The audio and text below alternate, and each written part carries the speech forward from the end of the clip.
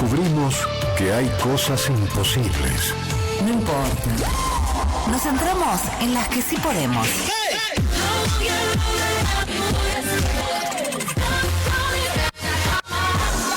Invierno 2023.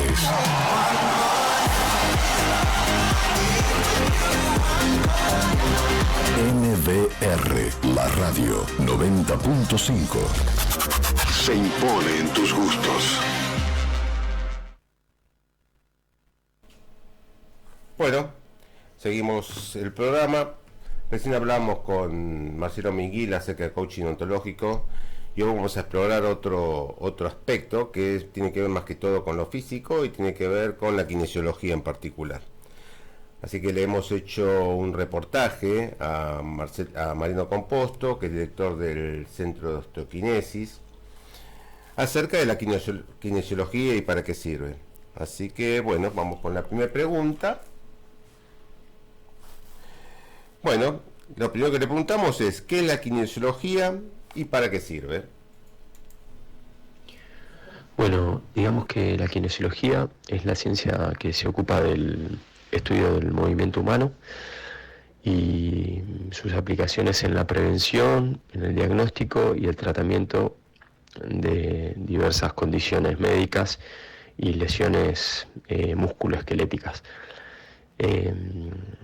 Digamos que este área de la salud se centra en analizar cómo funcionan los músculos, las articulaciones y la parte neurológica en relación al movimiento del cuerpo.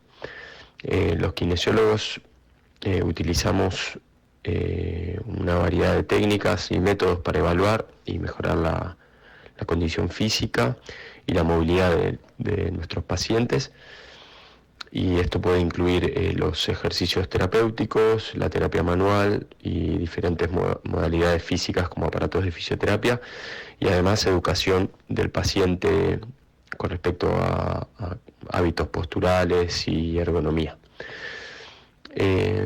Y no nos olvidemos que la kinesiología no se centra solo en las lesiones musculoesqueléticas, sino que también se aplica a diferentes áreas de la salud y de la rehabilitación, como después de una cirugía, tanto de traumatológica como de órganos, el manejo del dolor crónico, tratamiento de personas con discapacidad y promoción de la salud en general a través del movimiento, de la actividad física.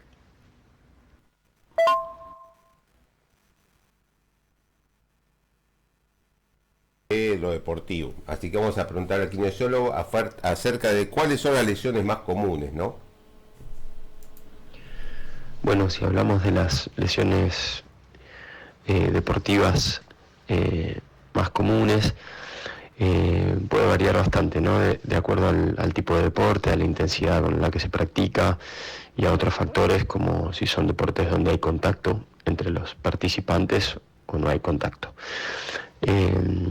Pero bueno, si tenemos que hacer un breve resumen, yo las dividiría en lesiones musculares, donde podemos incluir a la distensión muscular, que es que la fibra muscular se estiró pero no llegó a romperse, como el caso del desgarro, que sí hay ruptura muscular. También en menor grado podemos ver a las contracturas, que es un músculo que se contrajo pero que no tuvo la capacidad de relajarse, y también las lesiones tendinosas, comúnmente llamadas tendinitis. Después, a nivel de las articulaciones, lo más común sería el esguince,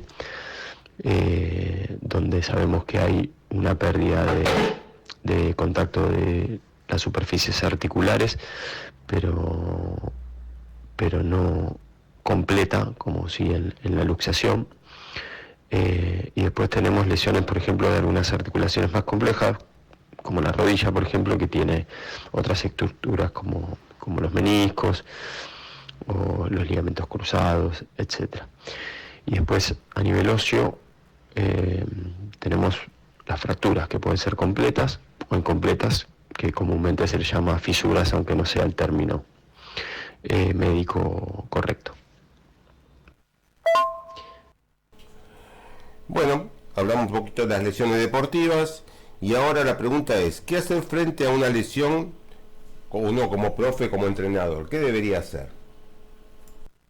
Como profesor o entrenador es muy importante estar preparado para responder de manera efectiva y segura ante una lesión de un alumno, de un competidor, durante la práctica deportiva o una competencia.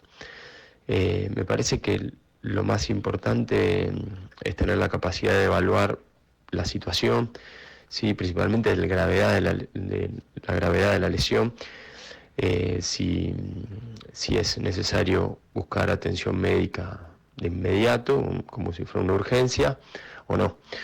En el caso, obviamente, que es una lesión grave, como una conmoción cerebral, donde hay pérdida de conciencia, una fractura muy, muy evidente, sabemos que tenemos que hacer venir una ambulancia o un profesional de inmediato. Y en el caso que uno juzgue que es una lesión que no es grave, donde el deportista está consciente, puede moverse él o mover el segmento corporal que está involucrado inmediatamente después del hecho, es una buena señal, ¿no? Es una señal de que es una lesión que es de baja gravedad, y en este caso, si el profesor o entrenador está capacitado, puede proveer algún tipo de atención, por ejemplo, inmovilizar o aplicar hielo, todo hasta que pueda verlo un profesional.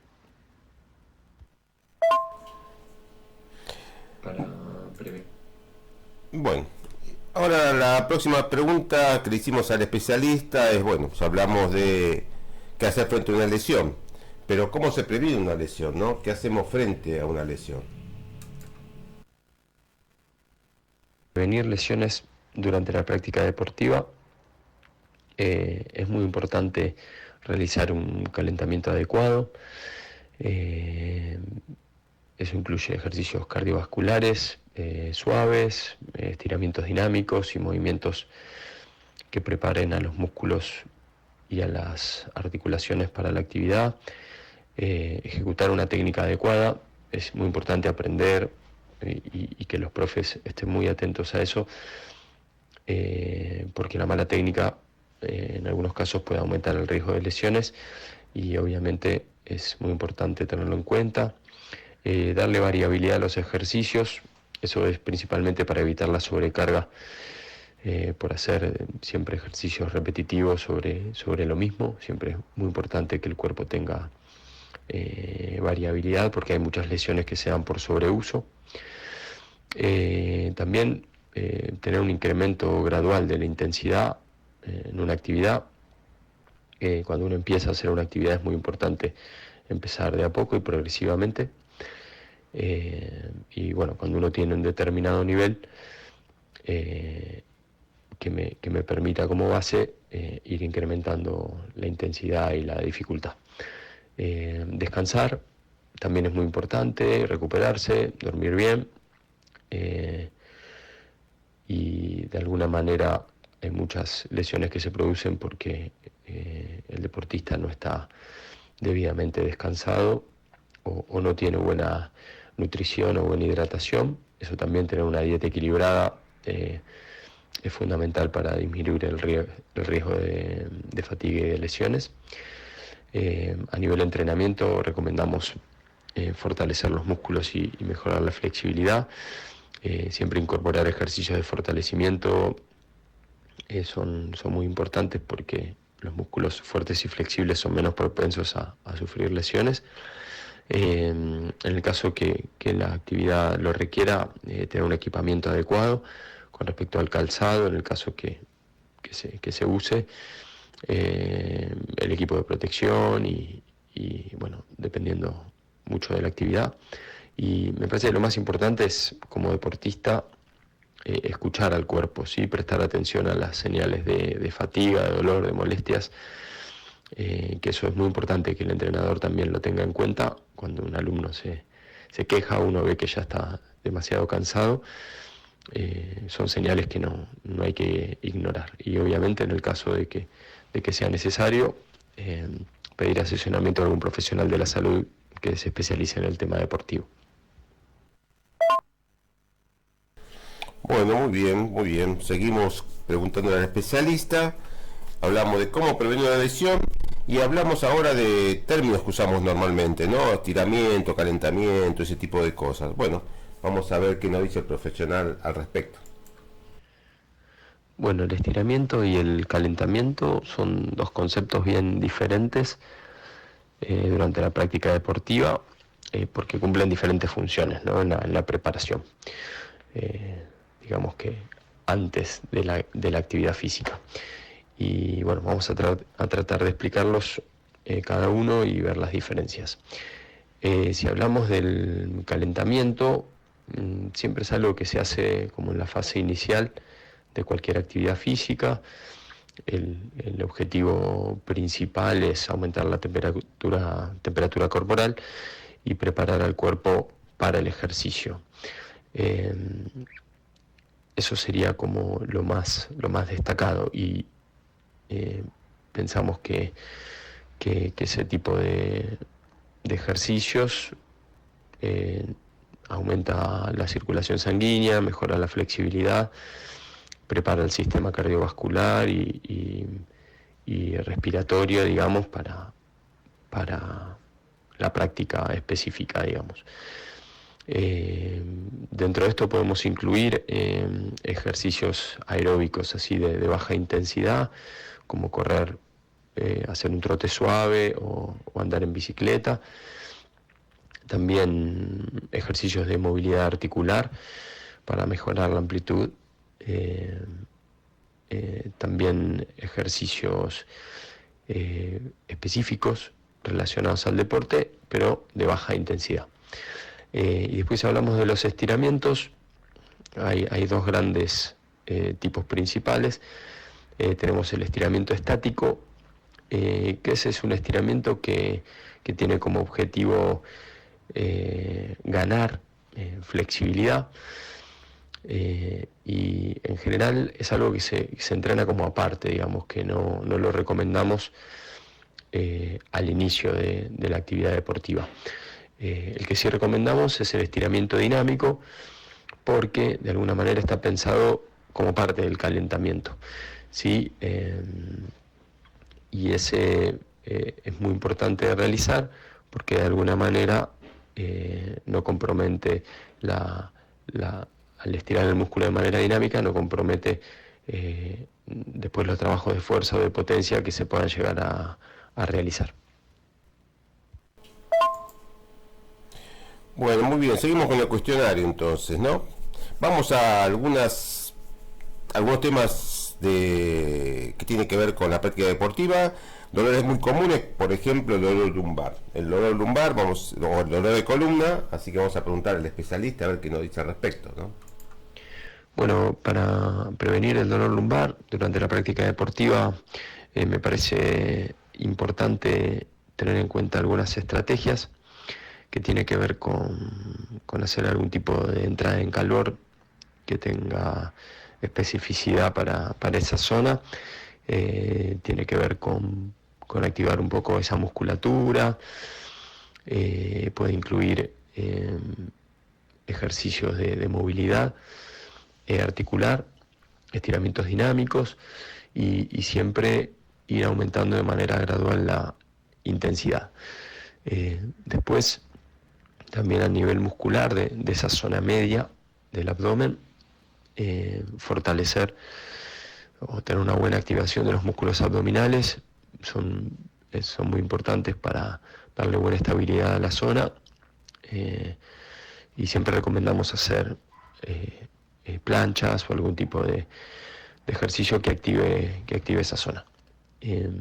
Después, obviamente, y depende mucho de las diferentes disciplinas, tener una buena técnica, que eso nos puede ayudar a que los movimientos se hagan de manera correcta y que no se sobrecargue esa zona lumbar. Evitar el sobreentrenamiento. Cada actividad debería tener una buena dosificación y una correcta evolución, así que no es bueno aumentar de forma repentina ninguna actividad física que pudiera irritar más esa zona. Después, al terminar los entrenamientos, recomendamos quizá algún tipo de estiramiento suave en esa zona para ayudar a mantener la flexibilidad y reducir un poco la tensión muscular. Y bueno, si uno ya va a practicar la actividad física y tiene antecedentes de dolor lumbar, es muy importante que antes haya consultado a algún profesional que se especialice en el tema, como para tener buenas recomendaciones, o también comunicarle al entrenador, al profesor que sufre de este tipo de dolores, para que lo tenga en cuenta durante la práctica.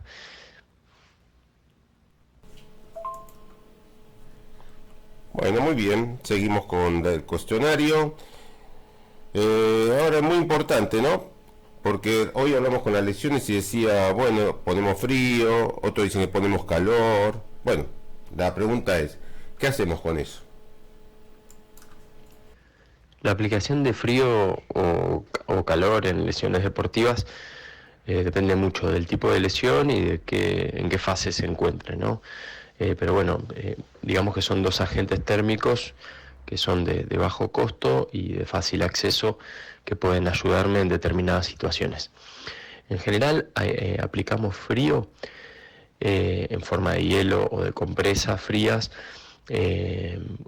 cuando queremos reducir la inflamación o disminuir el dolor. Y se recomienda en diferentes situaciones, como las lesiones agudas, que es una lesión bien reciente, digamos, como si fuera un esguince, una distensión muscular, un desgarro, una contusión, y la aplicación de frío ayuda a reducir la inflamación y el dolor. Y siempre es mejor hacerlo, o tiene más efectividad, haciéndolo en las primeras 24 o 48 horas. En el caso de la aplicación del calor, que en general se usan las almohadillas térmicas, se utiliza para relajar los músculos, porque desciende el tono muscular y mejora la circulación de esa estructura. No se usa en situaciones donde hay algún componente inflamatorio, digamos, eso es muy importante tenerlo en cuenta. Y en general se recomienda cuando hay dolor muscular crónico, que está más asociado a la rigidez, digamos, eso nos ayuda, ¿no?, a relajar los músculos y aliviar un poco la tensión. Y también se utiliza en el caso de espasmos musculares. Eso también, de alguna manera, ayuda a aliviar y promover la relajación. Me parece que lo más importante antes de decidir qué agente aplicar es tener certeza sobre el diagnóstico, digamos, y obviamente a veces es fácil hacerlo, pero a veces es más complejo, y obviamente recomendamos que recurra a algún profesional especializado en el tema. Bueno, y ahora seguimos con las cuestiones. De frío. No, ahora vamos con la otra pregunta. Vamos con la pregunta de que, bueno, muchas veces hablamos de terminología y no sabemos bien qué es. Y hoy vamos a preguntarle básicamente la diferencia entre un ligamento y un tendón. Los ligamentos y los tendones son dos tipos de estructuras de tejido conectivo que desempeñan funciones bien diferentes en el cuerpo, pero los dos son muy importantes. Si hablamos de los ligamentos, son estructuras que unen un hueso con otro hueso en una articulación. La función principal sería la de proporcionar estabilidad y soporte a las articulaciones, y limitan algunos movimientos excesivos, digamos, que ayudan a mantener las estructuras alineadas. Un ejemplo podría ser el ligamento cruzado anterior de la rodilla, que conecta el fémur con la tibia y juega un papel fundamental en la estabilidad de la articulación. Y los tendones también son tejido conectivo, pero forman parte del músculo. Y lo que unen en este caso, digamos, unen al músculo con el hueso.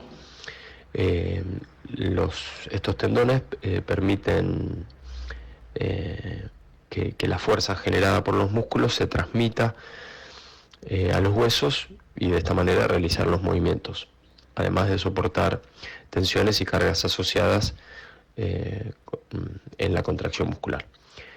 Un ejemplo clásico sería el tendón de Aquiles, que une los músculos de la pantorrilla, el gemelo y el sóleo, con el hueso del talón, que sería el calcáneo. Y es esencial para la función del tobillo y para la locomoción. Y bueno, resumiendo, digamos, las grandes diferencias, tiene que ver con que los ligamentos forman parte de las articulaciones y colaboran con la parte de la estabilización pasiva, mientras que los tendones unen los músculos y los huesos para permitir el movimiento. Pero bueno, los dos son muy importantes para el funcionamiento del sistema musculoesquelético y desempeñan roles fundamentales en la movilidad y en la estabilidad del cuerpo. Vamos llegando al final del cuestionario y vamos a hablar un poquito acerca de lo que es tirones, contracturas, calambres, que son hechos muy comunes entre los deportistas y no tanto, ¿no? Así que bueno, vamos a preguntar al especialista. Cuando hablamos de tirones, que serían en realidad distensiones, contracturas y calambres, estamos hablando de tres afecciones musculares que son muy frecuentes durante la práctica deportiva, pero hay varias diferencias entre estas tres. Digamos que la distensión muscular en general ocurre cuando hay un músculo que se estira en exceso, y en algunos casos puede haber pequeñas microlesiones, pero no son lesiones grandes de las fibras musculares porque ya sería un desgarro. En general lo que siente el alumno o el practicante siente un dolor localizado, quizás a veces algún tipo de hinchazón y debilidad en el músculo afectado. Un ejemplo clásico puede ser la distensión de la parte posterior del muslo, que serían los músculos isquiotibiales, que se pueden producir al realizar un estiramiento excesivo o alguna actividad explosiva. Eso serían las distensiones. Si hablamos de contractura muscular, es una contracción involuntaria y prolongada de un músculo que de alguna manera no tuvo la capacidad de relajarse. La causa en general tiene que ver con la fatiga muscular, la deshidratación, o la falta de entrenamiento adecuado o el sobreuso. Los síntomas más habituales es la sensación de tensión y dolor en el músculo que está afectado, y casi siempre está acompañada de una disminución en el rango de movimiento de la articulación que está en relación. Y un ejemplo podría ser el trabajo repetitivo de algún músculo, por ejemplo del brazo, en una actividad laboral o deportiva. Y si hablamos de calambres musculares, lo que son contracciones involuntarias, súbitas, intensas, que pueden estar mayormente relacionadas a la deshidratación o la falta de electrolitos, tanto como el potasio o el calcio, la fatiga o la sobreexigencia muscular. Lo que en general el paciente siente es una contracción dolorosa y aguda del músculo que puede durar varios segundos o minutos. Y un ejemplo clásico podría ser calambres en los músculos de las piernas durante una carrera larga, como dijimos antes, debido a la pérdida de electrolitos o deshidratación. Bueno, por último vamos a preguntarle, después de todo lo que escuchamos, si el profesor o el entrenador debe tener conocimiento de anatomía. Vamos con esta última pregunta. Sí, la verdad que me parece muy importante para un profesor, para un entrenador, tener conocimientos sólidos sobre anatomía, así también como de biomecánica y de fisiología. Sí, me parece que tener estos conocimientos permite entender mejor no solo cómo funciona el cuerpo, sino entender mejor la técnica y diseñar mejores programas de ejercicios y poder en este análisis del gesto para corregir o para brindar un ejercicio, entender qué parte del cuerpo está trabajando o qué parte del cuerpo no está trabajando de la manera correcta, y de alguna manera también evitar algún tipo de sobrecarga en una zona y en el futuro algún tipo de lesión. Además, tener este tipo de conocimientos me parece que aumenta el profesionalismo, porque no solo mejora la comunicación con los alumnos, sino que también me parece que uno entre colegas también se puede comunicar de la mejor manera, aumentando así la credibilidad del tipo de enseñanza que uno propone. Bueno, por hoy hicimos unas cuantas preguntas al especialista y bueno, estaba tomando notas, ¿no? Y después de ya entrevistarme con varios especialistas, obviamente llegamos a la conclusión de que es necesario capacitarse. O sea, siempre repito lo mismo. Séneca decía que el éxito es oportunidad y estar entrenado para ello, ¿no? La oportunidad y capacitación. La idea es tratar de no ser un improvisado. Yo, sin desmerecer a nadie, ¿no? A ninguno que se dedica al tema deportivo, pero el deportista, el entrenador o el profesor ya no puede ser como antes, que nada más sepa técnicas deportivas, sino que tiene que conocer de psicología, tiene que conocer de anatomía, tiene que tener un bagaje más importante de conocimientos que antes. Y eso de alguna manera es lo que marca la diferencia, ¿no? Hoy hablaba, por ejemplo, el especialista hablaba de el entrenamiento, ¿no? De ir de menor a mayor y de mayor a menor de nuevo en el entrenamiento. Bueno, esto es fundamental y a veces no lo veo. A veces veo que se hace CrossFit, por ejemplo, y se hace una actividad intensa del comienzo al final, y sin tener en cuenta, por ejemplo, la particularidad de cada uno de los alumnos, ¿no? Eso es muy importante. No digo criticando a CrossFit, ya me he visto muchos buenos entrenadores, no es nada contra el CrossFit, pero a veces que hago un curso de 3 meses y ya soy entrenador, y hay que tener mucho cuidado con eso, porque hoy nos damos cuenta que la mejor manera de prevenir problemas es ir a un profesional capacitado, ¿no? Que sepa ver las señales, sepa ver si la persona tiene los labios morados, si tiene la cara blanca, si se toma los brazos en jarra cuando está entrenando, ver esas señales que son las que previenen un problema de salud grave durante el entrenamiento, ¿no? Bueno, elegir al profesional idóneo, ver si realmente tiene conocimientos de esto, ¿no? Si realmente sabe de psicología infantil, si trabaja con chicos, sabe de anatomía, sabe, por ejemplo, el nombre de los músculos, cómo es la biomecánica del movimiento, como para de alguna manera tener claro hasta dónde puede forzar a mi alumno y que no. Tal vez yo puedo frustrar mucho a un alumno si no sé psicología y si no sé estimularlo como corresponde, como hablamos recién del tema coaching, ¿no? Pedir certificados médicos a conciencia, no el que me dice, mira, mi primo que es médico y me da un certificado médico, no, a conciencia y lo más detallado posible, con electrocardiograma, con ergometría si es posible, de alguna manera para trabajar tranquilos en clase. Es más, y de esa manera hasta se puede detectar algún problema de salud. Por ejemplo, hablamos del tema de conocimiento de la biomecánica, ¿no? Si trabajo mucho las piernas, con algunos, tengo que trabajar también los abdominales, si tengo que trabajar la zona pélvica, los abdominales inferiores, porque después se dan lesiones en ese sector, porque tengo un sector muy fuerte y un sector muy débil.